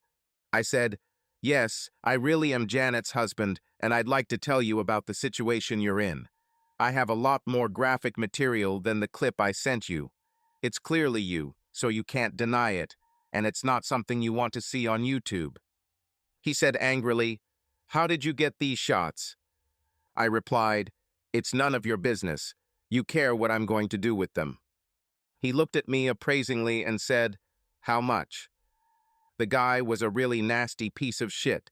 He thought I rented Janet out to shake him into ransom. It almost caused him to get punched in the mouth. But I needed to stay calm. He was doomed. I just had to finish telling him about it.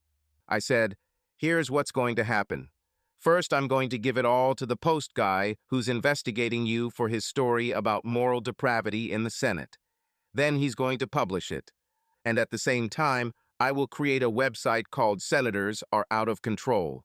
I've been recording you for a while now, so it will contain the content you've already seen, plus much more. I'm sure it will attract millions of visitors.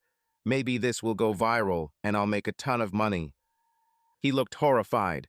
He muttered, "But you can't do that. Think about what it will do to the country. Think about my constituents." I laughed out loud. I said, "I'm thinking about the country and your constituents. They might want to know what the voice of family values is doing in Washington. I'm also sure your distinguished colleagues in the Senate will want to know what you've been up to. This whole body is like a pack of hyenas. They would tear a wounded member of the pack to pieces." He absorbed it all. There was a pause while the implications began to sink in.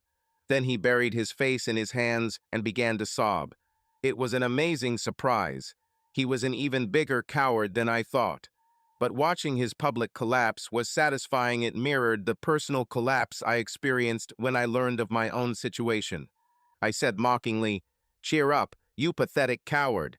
You're crying just like my wife does after sex with you. And about Janet. If you tell her about this before I have the pleasure of doing it myself, I'll come up with a few things you won't like at all." Then I smiled at him indulgently and said, "But unlike you, I am a decent person. So I will allow you to resign from your position to spend more time with your family. If you do this within the next 24 hours, I will not hand it over to you. Fast." He looked at me hopefully and said, "Will you let me do this?"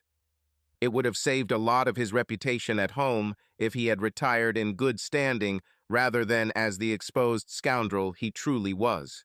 I said, "Like I said, I'm a decent person." I had absolutely no intention of doing anything other than exposing his vile, immoral qualities for all to see. But it would give our conversation a lot more weight when he knew that I was as cunning as he was. He stood up, took my hand in both of his in that classic political gesture, and shook it with grateful appreciation. He even said with tears in his eyes, "Thank you." Then he turned and walked along the reflecting pool. He was defeated, but not yet resigned. The next 24 hours will change this state significantly for him. I called Gold and asked him to meet me at Madison for an afternoon cocktail. It's right down the street from the Post. Kari was sitting in a booth with me at the bar when he walked in. I stood up and we shook hands. I said, "Do you remember my assistant, Curry Whitman?" He gave her the same appraising look that every man gave and said, "Of course I remember." At least he was honest. I handed him the envelope and outlined what was on the 2 flash drives. I said, "I have to apologize to you. My wife did have an affair with Senator Simpson. All the evidence is on this flash drive, and handed him the first one. Last night, I put together a 15-minute compilation of Janet's best moments. It was devastating for me to relive this, but I wanted to control what Gold saw. However, even 15 minutes of what I conveyed to Gold was enough to end the senator's career. Then I picked up another flash drive. I said, "This flash drive contains all the documentation about the multimillion-dollar corruption scheme that the senator has been running since he took over the presidency. The details are here. Even by Washington standards, this is corruption. It was stolen from his hard drive, so you will need to confirm this from other sources. But the paths you need to follow investigators and the holes worth looking into are all clearly marked. I'm confident the Post has the resources to deal with this quickly." Gold looked at me in surprise. He said, "If what you say is true, this will be the political news of the year, and the senator is doomed. I won't ask how you got it, but I can congratulate you. This is explosive stuff." I said, "The information I just gave you was collected by Kari. She's the genius behind it all." He said, "What can I do for you?" I said, "First of all, you can try to keep Janet out of this as much as possible.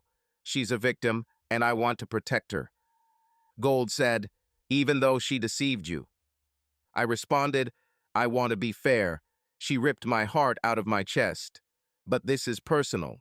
When you release this information, there will be chaos that I can't even imagine happening on Capitol Hill. She doesn't deserve to suffer through this.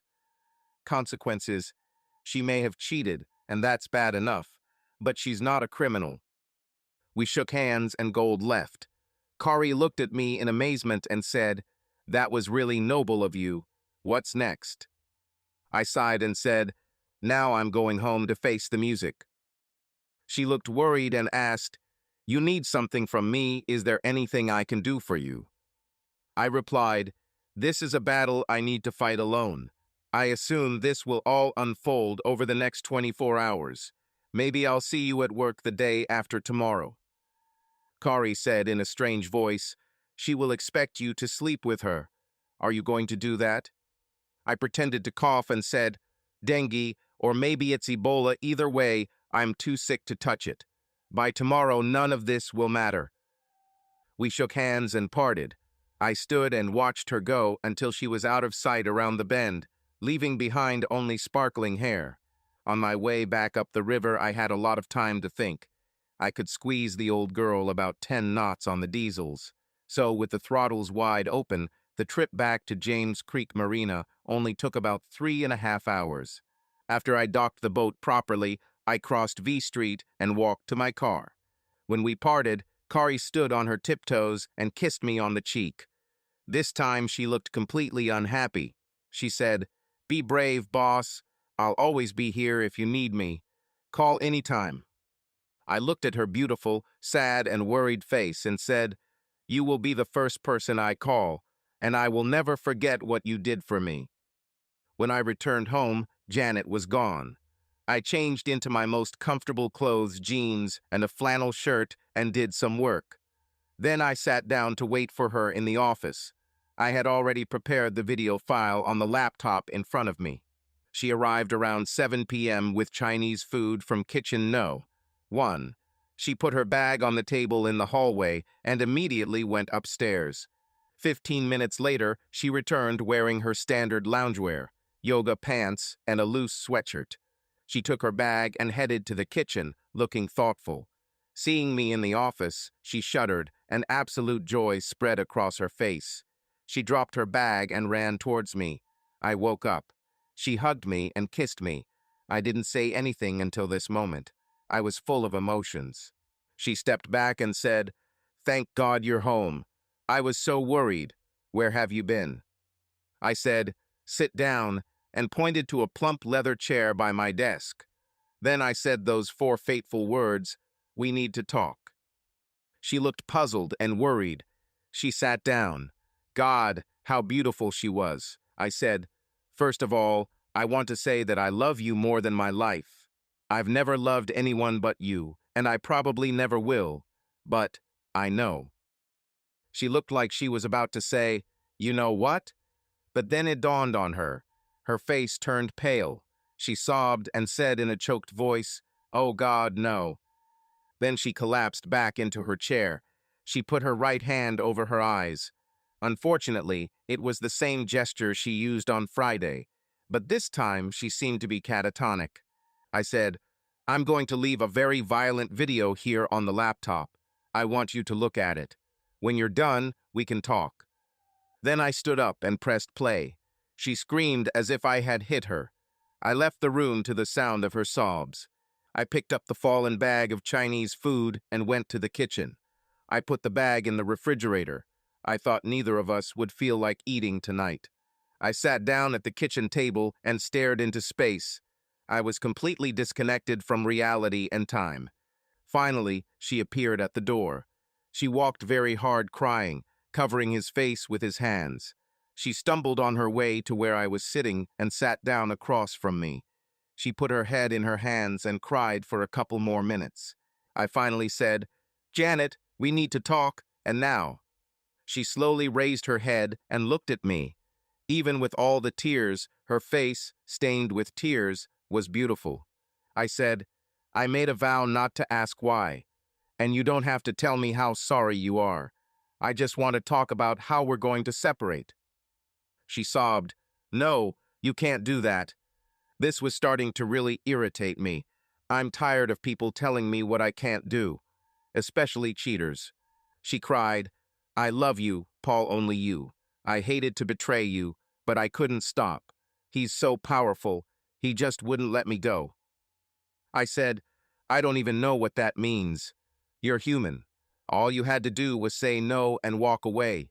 Instead, you gave him sex on demand, and by this time tomorrow, he won't be so powerful anymore." She looked shocked. She said, "What have you done?" I said, "The Post is about to publish an article about your affair tomorrow. It will be very well illustrated, if you know what I mean. Your boy lover will end up on the street. He will be forced to resign and ride off into the sunset with his loving wife. Unless, of course, she kicks him out for what he did. Don't be afraid, Post will try to maintain your anonymity if possible." She lost all her complexion. She said, "It will ruin him."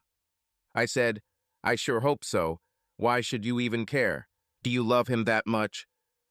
She said with some heat, "He is my boss. He put me in the position I am in now. I don't love him. I don't even hate him. I only love you." I said, "Okay, I'm naive, although I promised myself. If you don't love him, then please explain why you slept with him.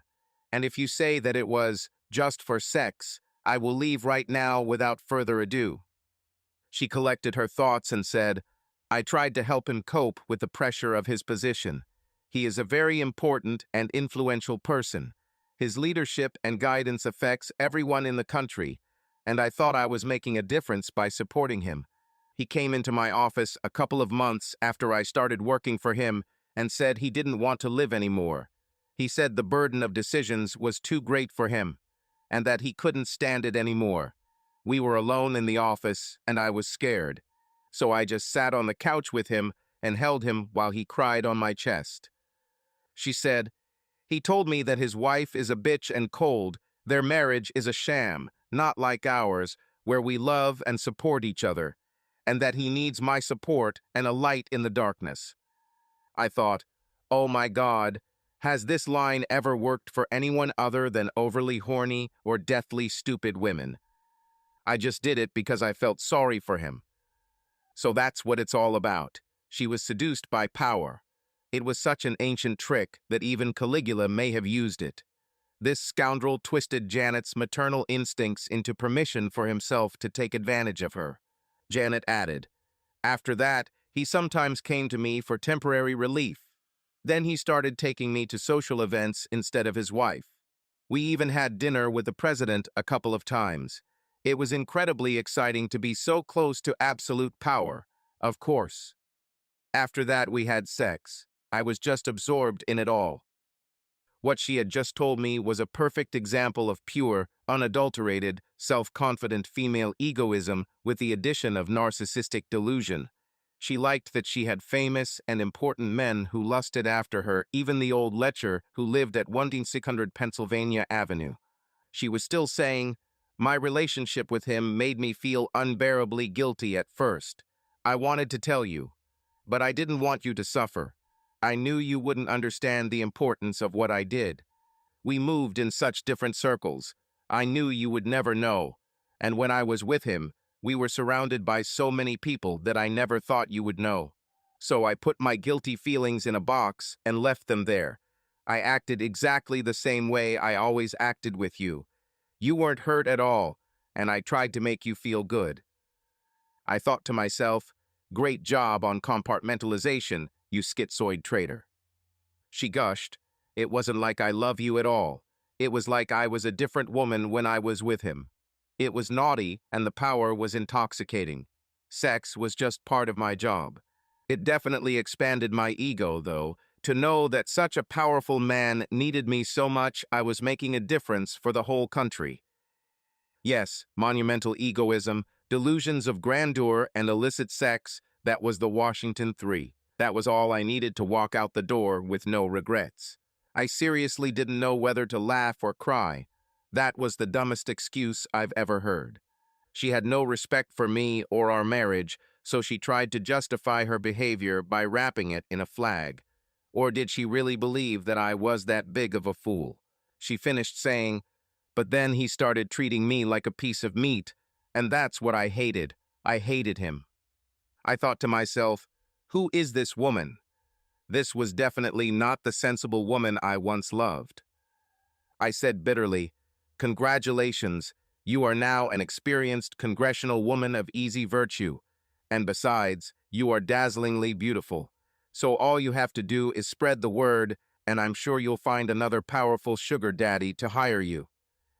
She screamed and said, "How can you say that? You are my only love, and I know you love me. We have to put everything else aside and focus on saving our marriage." I may have gone a little overboard, but it was a special situation. I promise you, I will never make that mistake again. I'm so sorry, and I'll dedicate the rest of my life to making up for it. Cliché upon cliché, I said, "The only thing we need to focus on is dividing up the marital property.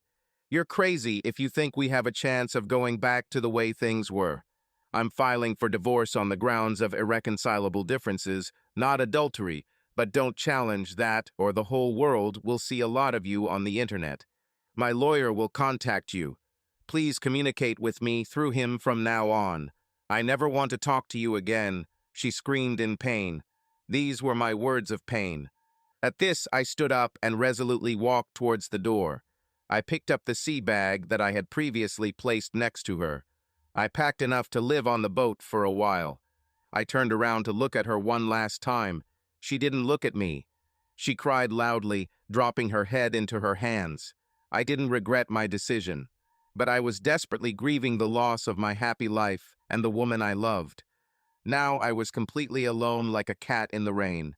I walked slowly down the brick path and threw my large bag into the back of the Range Rover. I don't know how other men would have reacted to what happened, but I felt exhausted and completely devoid of emotion. I would have been furious if it weren't for the satisfaction that I had completely ruined the life of the person who put me in this position. I should have hated Janet, but she was the love of most of my life. We've been through too many good things together for me to despise her. I just felt a sad sense of loss, emptiness, and betrayal. It seemed to me that I shouldn't expect a better attitude from life. I planned to stay on the boat. I had everything I needed for temporary living, and it would allow me to do all the urgent things needed to resolve the end of my marriage. I haven't called my lawyer yet or thought about a new place to live. I was too busy to prepare the ground for Senator Scoundrel, but I will do all this tomorrow. I actually Khaled scored while driving down Maine toward Fort McNair. He was interested in the fact that Janet had been to intimate dinners at the White House. He said he was going to dig deeper into this information. He hinted that he thought Janet's affair might ruin the whole picture. I said, "Do you really think she slept with the president?" He replied, "I'm sure he'd take advantage of her if she was available and in the right place." That old lecher would sleep with anyone. And Simpson is definitely sycophantic enough to make her available, plus she's incredibly hot. Are you saying she was in the White House twice? I'd bet that after the second visit, they changed the linens in the Lincoln bedroom. Maybe I'll dig into the visitor lists to see what I can find there. I didn't know what to think about being in the same hole as the most powerful man in the free world. I was stowing my things below deck when a thunderstorm began, which threatened throughout the day. It became a strong weight, and the wind and waves rocked the boat on the moorings. It wasn't cruel. It was actually quite soothing to listen to the rain pattering on the deck above me. I opened a bottle of Bowmore 27, turned on Beethoven's Immortal Ninth Symphony, and sat down to meditate while drinking whiskey. I knew this was my last conversation with Janet, and I struggled with the idea that I would probably spend the rest of my life alone. I knew I could never trust a woman again, at least not enough to let her into my life. It was all too painful, and I didn't want to repeat this experience. I could understand the context. Janet fell into the trap of power and loved being there. Politicians come and go, but employees like Janet live in a Darwinian culture, and it was natural for her to gravitate towards the one who had the most influence. Janet is beautiful, and Simpson wanted her, so he used his position to win her case closed.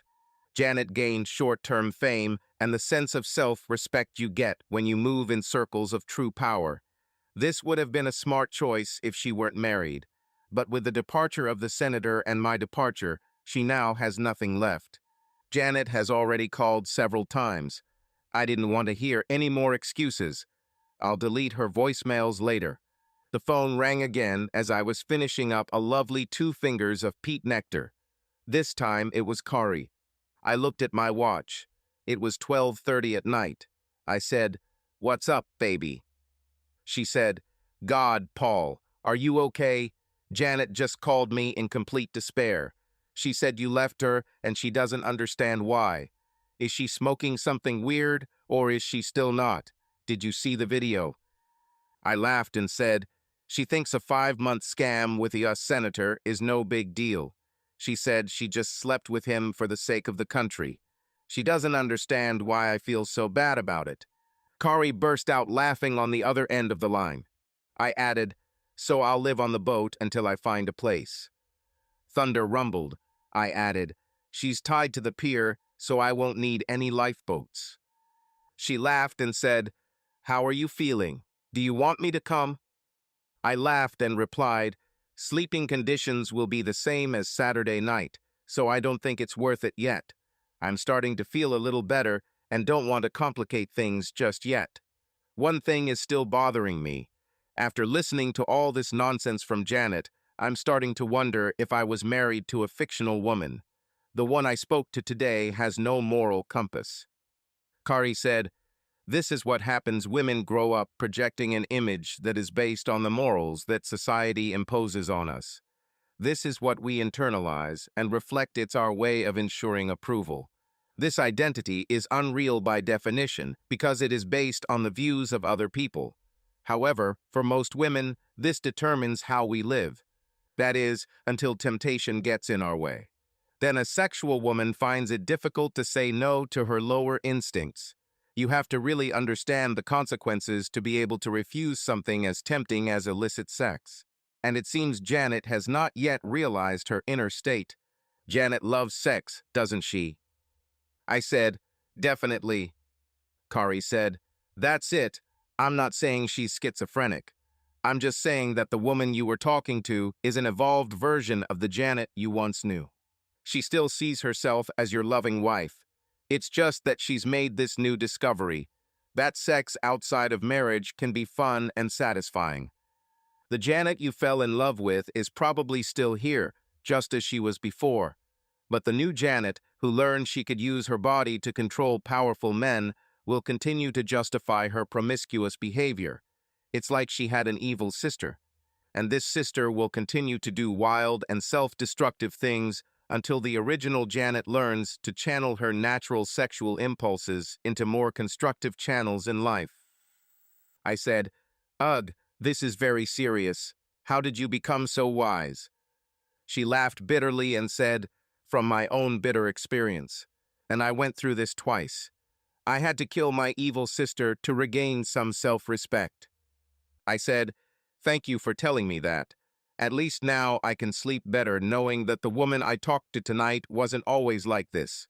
Now it's been a long day, so I'll talk with you tomorrow." I fell asleep while the boat was still rocking on the waves. As I fell asleep, I decided not to deceive myself any longer. Kari Whitman was one hell of a good woman. And although I swore I would never deal with women again, I couldn't help but wonder what life could be like with someone as strong, smart, and insightful as Kari. The next day, the Post came out with a story on the front page of its online edition under the loud headline, "Senator Simpson." CNN and all the national media also picked up the news. Gold kept his word and did not mention Janet specifically. But that didn't stop the media monster truck from rummaging around like a pig for truffles. In the end, Janet's name came out anyway. By this morning's episode, her face was plastered all over the national news, which, of course, drew me the horns in a spectacular manner. Media jackals found out where Janet lives, so she left our condominium, pursued by a crowd of reporters and paparazzi. I watched the commotion on the local news channel. It was heartbreaking to see the person you once loved look so completely defeated. I knew that they would follow me further, so I took off the mooring lines and headed for the mouth of the Potomac. It was a full day's journey, but by evening I was sheltered in a deep bay off Cape Lookout. My mysterious disappearance and my intelligence background sparked a storm of speculation that lasted the standard 15 minutes of media attention. Dickhead protested all day, claiming that the infidelity rumors were lies made up by a jealous husband. So I used my entire data package to upload unedited video of his adventures to selected sites. I then sent the URLs to TMZ. The global interest it generated almost broke the internet. Given the rumors that were going around town about the president's involvement with Simpson's mistress, I'm sure the White House would have him removed if they could get away with it. Instead, our noble leader contented himself with throwing Simpson under the bus and then running over him several more times. The president's scathing statement about Simpson's morals and ethics was textbook Washington hypocrisy. Amazingly, all this happened within 36 hours. Gold then broke the news. Thanks to what I gave him, it was easy for Post researchers to follow the vile trail to Simpson's hidden treasure. So the evening edition came out with a long and detailed article about corruption and nepotism in Washington behind the scenes, authored by Gold. I thought, I smell Pulitzer. There is nothing like the hint of a scandal to get all the politicians to come together.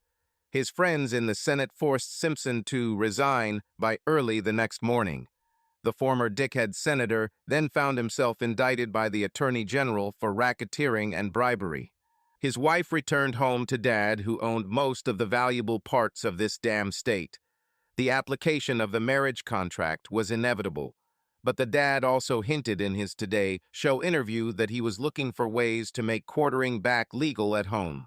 I really like it when a plan works. I made the necessary phone calls while exposing the exploits of my soon-to-be ex-wife to every idiot on the World Wide Web. I always had a college colleague as my personal legal advisor. Given what we do, legal advice is an integral part of the private intelligence business. I didn't need to explain the context. With 24-hour media attention, not knowing about my situation would have required living under a rock. He asked me what happened. I said, "She drank that brand of cooler they serve on the hill." That was enough. Everything was said. He said, "Don't worry about anything, Paul. I won't ask where you are. I imagine you're hiding from the press." I replied, "They will never find me." Jim continued, "I already have your power of attorney, and I will arrange all the necessary legal and financial procedures. Tomorrow evening, I will issue a summons to her. It will be fair. I know that you want everything to be fair." I added with great sincerity, "It's really sad, you know. I guess I still love her." He made sympathetic sounds and hung up. Janet hasn't called for a while. I guess she had her own worries. I wondered if she and former Senator Dickface were facing the wolves together. That was a comforting thought. My phone lit up around 7 a.m. the next day. I was still sleeping. It was Kari. She said, "I imagine you're hiding somewhere. Do you want some company?" I understand. After all the offers and refusals, I understood what she meant. I thought for a few moments. This woman has been an important part of my work life for a long time. In fact, I've probably had more face-to-face interactions with her than I have with Janet in the last almost 4 years. She was my only friend and companion in my recent troubles. She had feminine wisdom, infinite in its scope and depth, and she was incredibly attractive. And she was clearly in love with me. The question was whether I was ready to open a new relationship with a woman before the dust settled from the destruction of the old one. I had the necessary face-to-face confrontation with Janet, and any possibility of reconciliation was destroyed by my national fame as her careless husband. So in my mind, the past was dead and the road ahead was wide open. But the question was whether I wanted to throw myself into the fire with a woman who could break my heart like Kari. If I invited her on board, I knew we'd have sex, and I wasn't sure I was ready for the consequences of that. But for all the Hamlet-like hesitation I felt, there was one thing I was absolutely sure of. I really need and want Kari by my side. So after an uncomfortably long pause, I said, "You can come, but it will probably be the end of both of our careers. I'm leaving this nest of vice. Do you still want to come with me?" She answered without a second of hesitation. "Where should I meet you?" I met her at the marina in Redville, just over the Virginia border. She parked her car in the area where the boats are stored. I gave them $200 to make sure she would remain there untouched until I could find someone to come get her. I called my boss, who owned the company, and told him that given the media storm, I couldn't be effective. I told him that Kari was with me and that she had not made any decisions yet. Kari wore her classic outfit, a t-shirt, skinny jeans, and boat boots. She had a medium-sized bag that contained the rest of her belongings. She was beaming with happiness as we set off for the Chesapeake Bay and headed south. I said, "Do you want to raise the sail?" She replied, "Of course, if I'm going to be your sailor, I need to learn everything." So I showed her the motorized winch and then hoisted the sail myself while she steered. The weather was perfect for sailing, as is often the case in the fall in the Chesapeake. Just as the sail filled and flapped, the boat heeled to starboard, and I returned to the controls while she sat next to me. We looked at the water in silence for a couple of minutes. Then she said, "What does that mean, Paul?" I didn't ask what she was talking about. I said, "I'd have to be an idiot to get burned as badly as I did, and then turn around and get involved with someone even hotter, especially someone 10 years younger, but it feels so right. And I think you feel the same way. As long as we are honest with each other and always discuss everything, I think this will work for a while. And I'm willing to take the risk, although when I think about it, it seems like the stupidest thing I could do." She looked at me with her huge cat eyes and said, "Nothing good comes without effort, and maintaining a healthy relationship is the hardest part of it all. The only thing I promise you is that I won't give up on you." She smiled at me with her dimples and said, "I've been through a lot more of these things than you or Janet, and I know the pitfalls. I know you've been hurt by someone you trusted. I would never do that to you, but I cannot prove this except over time. At the same time, I want it to be as stress-free as possible. It's a very brave move for you to start something new with me, and I feel the weight of that responsibility. You will never regret it." We spent the first night in Mob Jack Bay, away from the shipping lanes at the mouth of the James River. I made a small dinner of rice and crab meat with a light Old Bay seasoning. Kari drinks beer, not wine, and we wash it all down with a cold Ewingling while watching the sun go down. She is tiny, but perfectly built and proportioned. I raised the awning to protect us from the wind, and the lights on the water were magical. She seemed to be thinking intently. It was like she was trying to merge her consciousness with mine. Then a small voice said, "Does this seem as unreal to you as it does to me?" 2 weeks ago, we just kicked gold out of your office, and you were happily married. I thought about it. It was as if the incredible power of emotion expended during that period, combined with the thrill of revenge, created a rift in space-time, and every aspect of what I knew as reality was turned upside down. Now it seemed as if Kari had always been here in my arms, and my 10-year marriage to Janet was something that happened to another person. This wasn't some fake time travel story I made up in my head to justify my joyful ride into the sunset. It was as if the universe was rearranging itself so that what was originally supposed to happen could happen. I loved Janet unconditionally. I never even looked at other women, and I wouldn't be here if conditions didn't dictate it. But it seemed that fate demanded this specific permission. I had no doubt that the fiery and unwavering woman I held in my arms was the right person, a feeling I could not ignore. Kari has always been there for me from the first day she showed up at work, looking the smartest and most eager to fight girls in the whole class. But until now, I've been judging her falling silent sexuality only as a spectator.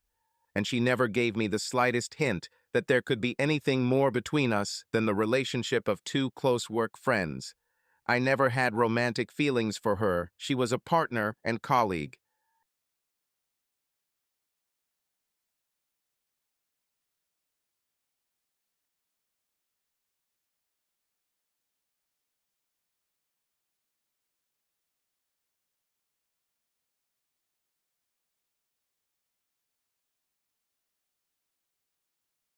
I began to see Kari in a new light, one that made me see the woman she truly was. I had to understand what in her past made her so wise. I was afraid that I wouldn't like the story, but I needed to hear her. I was beginning to think that this was more than just a hobby, something that had become a convenient cure for my marital woes. If that wasn't the case, then I needed to know who I was dealing with. I pulled her towards me, and we kissed for the first time. Then we made love. She said, "I didn't expect this." With these words, she stood up and began to collect her clothes. I just sat there, still stunned. As she dressed, she said, in an uncertain voice, "Now you know my big secret."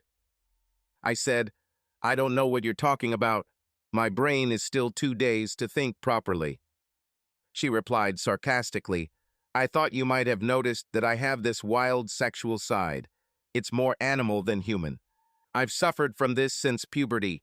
I was raised Catholic, so I spent the years after these things started growing." She pointed to her breasts, "on my knees, praying to be freed from the curse of my sexuality. But it didn't help me at all. Thanks to the church, I barely made it to my 18th birthday. But once I did, I needed sex at least once a day, otherwise I became very irritable. I divorced 2 marriages. The first time I was ashamed. They had children. The second time I didn't care. The guy ran away after his wife caught us, so I had to face motherhood on my own, and I was the only one very scared. My future changed when I was unable to keep my pregnancy safe in the first trimester. I returned to the single female life, but I did 3 months of introspection, and I thought very seriously about where my life was heading. I came to the conclusion that unless I learned to control my sexual urges, I would be on a very slippery slope. Unlike most women my age, I have already walked all the dark roads that exist, and I knew what awaited at the end of each of them. So I started working on ways to control my body, and my self-esteem also grew a little. And then I met you. You changed everything for me." That was an amazing statement. She said, "I loved you from the day I first saw you. At times my love for you was almost all-consuming. But you are an honest and moral man, and you were married to a woman who was still superior to me in every way I could not have hoped for. As a result, our relationship never touched on any aspect of my sexuality. I knew you loved Janet, and that Janet loved you as much as I loved you. I just wanted to live my life to make you proud of me, and if I was lucky, I hoped that I could spend my whole life next to you. It never occurred to me that Janet would end up in the same situation. Everything changed the moment Janet lost her way. I knew you would never accept her betrayal, And this was an opportunity for me to show you that I can be the woman you deserve. Now that you know how crazy I am and how completely out of control I am, all I can say is that I would dedicate every iota of this crazy passion to you, and only you, the man I love, if you give me the chance. I looked at her gorgeous little face. She almost begged me. I wondered how I could have been so lucky. I knew a couple of things. First of all, my marriage is over. So in my head, there were no moral restrictions in relations with Curry. Second, I knew it was a long road from where we were to marriage vows. And we'll have plenty of time to find out. Let's work together, whether we are together or not. I said with confidence, your sexuality and your sexual history mean nothing to me. All I care about is the person standing here. And for almost 4 years, you have been my absolutely reliable, loyal, unwavering, and caring friend and companion. The fact that you're the wildest lover in the world is just icing on the cake as long as you're only like that with me. She hit me on the shoulder. From her 2 dimples and her sunny smile, I knew she was ready to be the best lover and companion a man could ever want. So I said, okay, then let's go to the Bahamas and wait for the divorce. I need a place in the sun to get out of the rain. She looked puzzled. She didn't understand the illusion. But since it was an old life, she really didn't need to. Now she was my son. Janet fought tooth and nail for the divorce. Her story turned into a tale of how cruelly I abandoned her words, because she was sexually harassed again, her words. This continued in the press until Gold released another big headline. It turns out that Janet didn't just sleep with Simpson. She slept with the president in the White House, and it was he with whom she spent her last night at Watergate.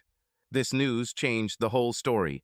Suddenly, she was in the same league as Donna Rice, Chandra Levy, Real Hunter, and Monica Lewinsky, and the leader of the free world was fighting for his political life and legacy. It is not surprising that after this news, the divorce went smoothly and without further ado. I heard that Janet is writing a book about her life as the president's lover, and that she is also doing interviews. Janet now had a celebrity to sell her soul for. Part of me wanted to see her end up living in a cardboard box under a bridge. But I have accepted the fact that in real life, bad people often do not suffer for their actions. This is how the world works, contrary to everything they say in fairy tales. On the other hand, Dad stripped Simpson of every penny he had, and then threw him out without a friend in the world. This bastard got what he deserved. So the scales of justice are balanced to some extent. Meanwhile, my exquisite little lover and best friend became the highlight of the program in Freeport. After a week of sailing, we found ourselves in the Port Lucaya Marina. We lived on the boat, hung out at the market, and swam at Lucaya Beach. Every day it seemed like half the male population was waiting for Kari to show up. She let her blonde hair grow out, and it contrasted with her beautiful tan body, which at that moment looked like a small golden idol. And she wasn't kidding about her sexuality. The 5 months we spent on the Grand Bahama Island, awaiting our divorce, were more intense than my basic military training. The initial uncertainty of our relationship deepened into absolute and deep love. I even loved it when we went to clubs and all the Bahamian hotties would line up to dance with her. She danced like a wild woman, but all the time she made it clear that the perfect body belongs to me. And I felt waves of envy washing over this place. One evening in mid-March, we were sitting at a table by the ocean at the Coral Reef Bar. It was another perfect Bahamian evening. The sunset painted the tropical sky in reds, oranges, and purples. She looked at me with those mysterious green cat eyes of hers. Her shining blonde hair, her perfect golden skin, and white dress complemented her perfectly. Her amazing beauty. I think I've never seen anyone so beautiful. She reached across the table to take my hand in her small paws. She did this often. I said, I have a question for you. She replied, of course. But she didn't let go of my hand. I said, you'll have to let go of my hand so I can do this. She looked annoyed. I stood up, walked around the table, and knelt down next to her. She realized what was happening and began to cry. I took out the ring and said, Kari Whitman, you would do me the honor of becoming my wife." She cried on my shoulder and said, "Yes, yes, 1,000 times yes," and dissolved in happy tears. People around us applauded. We got married at Mary Star of the Sea Church. She was in white, and I was in my best guayabera. We returned next week. We both needed to find gainful employment, but we're both tired of commercial intelligence. So we opened a boutique serving some of our former clients. We made a lot of money doing this, but the main thing was that we always worked together. Janet and I had different careers, and ultimately this division led to death. Kari and I shared everything and always focused only on each other. If we were not perfectly suited for each other, this degree of closeness would inevitably lead to friction. But the more we worked together, the closer we became to each other. One Saturday morning, Kari walked in from a mysterious visit. She came today where I worked. She said anxiously, "Paul, we need to talk." I thought, "Oh God, this is serious." I followed her onto the deck. We lived in McLean and had a big, beautiful backyard. We sat in our usual chairs, looking out at the flower beds. She said, "I just went to the doctor, and he confirmed what I need to tell you." I thought, damn, that's capital C. She looked even more worried and said, "I haven't used protection for the last few months because I wanted your baby. I was going to discuss this with you before things got too far, but it looks like it already has. I'm 2 months pregnant. We're going to be parents. I know we promised to always discuss such important things, but I didn't think it would happen so quickly." She looked at me uncertainly as if I could kick her out for daring to get pregnant from me. I remembered how her last pregnancy went and knew I had to be gentle. I took her hand and said, "I didn't think you could make me any happier, but you just did." Her face lit up as if all the care in the world had disappeared. She showed me her full dimples and said, "I love you. I will always love you. And now we will have another person who will love you."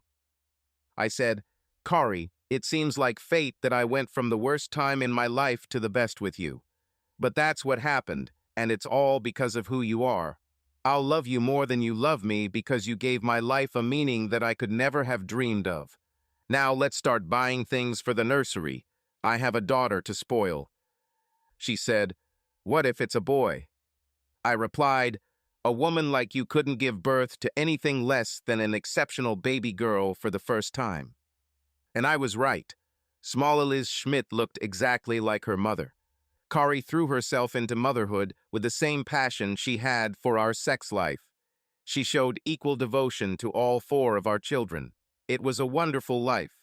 I was sitting on the hospital bed when they all arrived.